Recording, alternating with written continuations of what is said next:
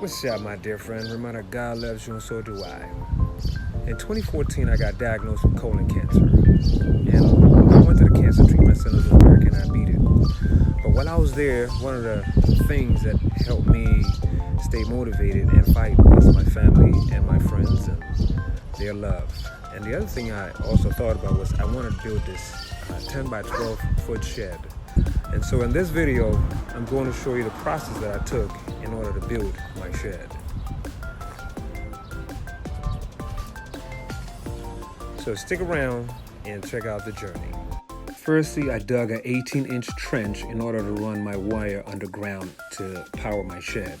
I encased it in this PVC gray pipe, which is rated for underground and outdoors for weather protection. Once I finished running the wire from the outside, it was now time to remove the old shed. This is the original 8 by 10 aluminum shed that I wanted to replace. It lacked a lot of storage for what I intended it for, so I had to replace it.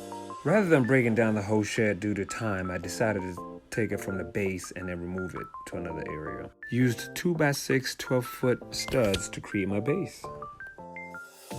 Once I covered my flooring, I decided to create my trusses before I even started creating my framing for my walls. And after the trusses came the framing for the walls. And because this was my first build, I used screws instead of nails to frame. After framing, I chose to use the front door as my first wall to put up. Took 2 sheets of smart siding, stood them against the wall, and cut out door shape, and then added a frame to it while they were standing up. Then removed it and then placed it back after I was done. The rest of the walls were easy to assemble. After the walls, I installed the trusses. Cut out some plywood in order to strengthen the truss joints. I also decided to add a loft where I could stand up on. As I went along, I added molding to my front door. Everything in this project got done by myself until it was time to do the roofing, which I had help from my father-in-law and a neighbor just passing by.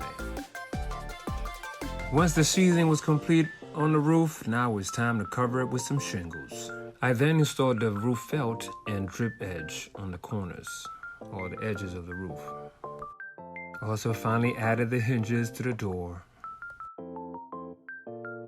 And this is what the loft could hold so far. Now it was time to prepare the flooring and paint it. At this point, it was time to continue on with the shingles. Started my way from the bottom all the way up to the top until it was complete.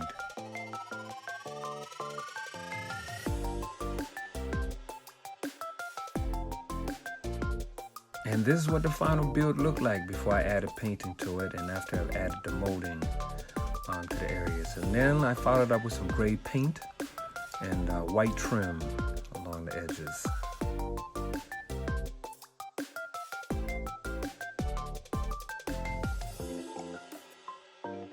Now that the build is done, it's time to add the electricity to the shed.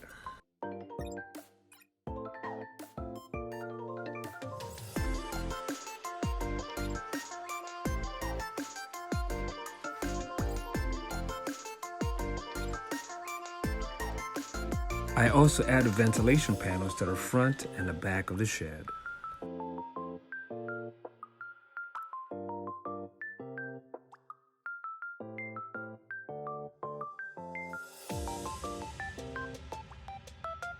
And from the inside of the shed, decided to run all my wirings to where I wanted my switch to be, where I wanted my plugs to be, and where I wanted my light to also be.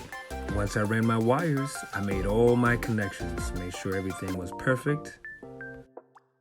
Then I proceeded into the breaker box where I connected the power to the main source. I turned off the switch to the main power and then connected my circuit breaker, my wiring, tested it out. And for my first build and playing with electricity, everything worked perfectly. Overall, the project took about 3 weeks to put together, from picking kids up from camp and coming back home and working on it. Anyways, now you know where my passion comes from, and thank you for checking it out. Don't forget to subscribe and like.